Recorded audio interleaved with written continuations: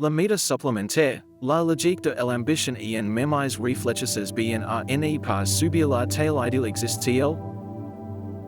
Pour nombre d'internautes, l'aventure de la voile commence sur une première voile de taille modeste. Ce voile nous fait découvrir la voile et l'aventure de la mer. Mais après quelques ans, l'envie de voyager plus loin, et soudain plus grande, point son nez à l'horizon. Et c'est alors que nous commençons à regarder, sur les sites de petits annonces, les voiles plus grandes et à réfléchir à une méthode supplémentaire. Mais devons nous céder à cette tentation? C'est une vraie question. Régulièrement, nous rencontrons des plaisanciers, naviguant sur des petits voiles de 6 mètres et faisant beaucoup plus de mille que nous et surtout, s'éloignant beaucoup plus des côtes que nous. Et dans le même temps, Illinois faut bien reconnaître que naviguer 10 jours sur Union 7 mètres et sur Union 12 mètres n'est pas la même chose. Je vous propose donc de réfléchir à la réponse que nous pourrions donner à cette question. Je vais vous donner mon avis et vous inviter à faire de même en commentaire. La méthode supplémentaire, la logique de l'ambition en mer. C'est vrai que la logique avec le temps, pour de nombreux plaisanciers, est de vouloir plus grand. Nous sommes nombreux à changer de bateaux, après quelques années, à imaginer naviguer sur une voile plus grande, la fameuse méthode supplémentaire. Cette volonté vient, généralement, de l'envie d'aller plus loin. Et c'est vrai que, même si nous pouvons faire beaucoup de choses avec une petite voile, plus grande, permet d'aller plus loin. Un bateau plus grand permet de mieux supporter le mauvais temps, l'état de la mer, d'aller plus vite, mais aussi d'embarquer plus de choses pour naviguer plus longtemps. Mais la recherche de une voile plus grande est aussi le besoin, ou l'envie, d'acquérir plus de monde. En effet, Illinois arrive un moment où les enfants grandissent. Je vais prendre mon cas personnel comme exemple. J'ai deux filles de 15 ans et 12 ans elles dorment, pour le moment, ensemble, dans le triangle avant. Mais elles prochain risque d'être sujet à discussion. Elles auront besoin de plus d'espace, je le sais déjà. Bien évidemment, une pourrait dormir dans le car, et l'autre dans la cabine avant, et vice versa. Mais bon, est-ce tenable? La question peut alors se poser de regarder du côté des voiles de 10 mètres afin de bénéficier de 3 cabines. Ce type de bateau permettrait d'espérer que nombreuses filles continuent de venir naviguer avec nous, moins souvent, peut-être, mais quand même. Et peut-être pas seul. Et de notre côté, peut-être auront nous envie d'inviter des amis. Enfin, la méthode supplémentaire est aussi synonyme de confort supplémentaire. Illinois faut, là aussi, reconnaître que Illinois peut arriver un moment où le confort devient un critère de choix important. Ce confort passe par une cabine où nous pouvons nous tourner, une salle d'eau avec une bonne hauteur sous barreau, un car où le passage vers l'avant ne demande pas de rabattre la table centrale.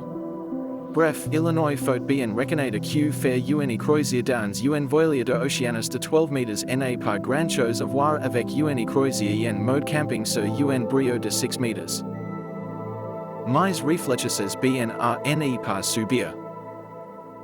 Mais voilà, acquérir une voile plus grande, même si nous avons les moyens financiers, a des conséquences sur notre façon de profiter de la mer. En effet, parfois, surtout si vous achetez une voile d'occasion, le budget d'occasion nous fait nous orienter vers un bateau un peu plus vieux pour gagner ce méthode supplémentaire. Je pense que ce choix est une erreur. En effet, est Illinois préférable de naviguer sur une petite voile récente ou une grosse voile ancienne? Chacun aura sa réponse. Koi tu Illinois en soit, et dans tous les cas, acquérir plus grande a deux conséquences. La première est celui du coût d'entrée. En effet, si nous voulons acquérir plus grands, nous devons aussi être conscients que les nombres frais d'entrée du bateau seront plus importants. Accastelage, cordages, assurances, place de port, hivenage, groudage.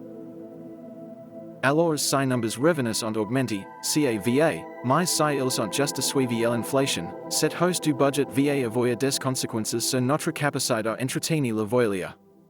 Et le budget bateau ne doit pas passer avant le reste. Dans le même temps, naviguer sur un petit voilia, c'est aussi naviguer en le décident au dernier moment, et seul, pour quelques heures.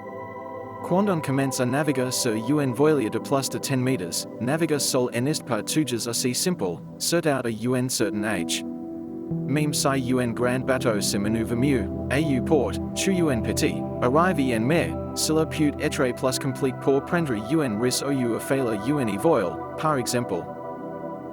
Bref, tout cela pour dire que, parfois, à vouloir quitter plus grand, on prend le risque de subir plus que de profiter. La taille idéale existe-t-elle? Tout cela me fait venir à la fameuse question de la taille idéale pour un voilia. J'ai déjà donné mon avis sur la question de la taille d'un voilia idéal.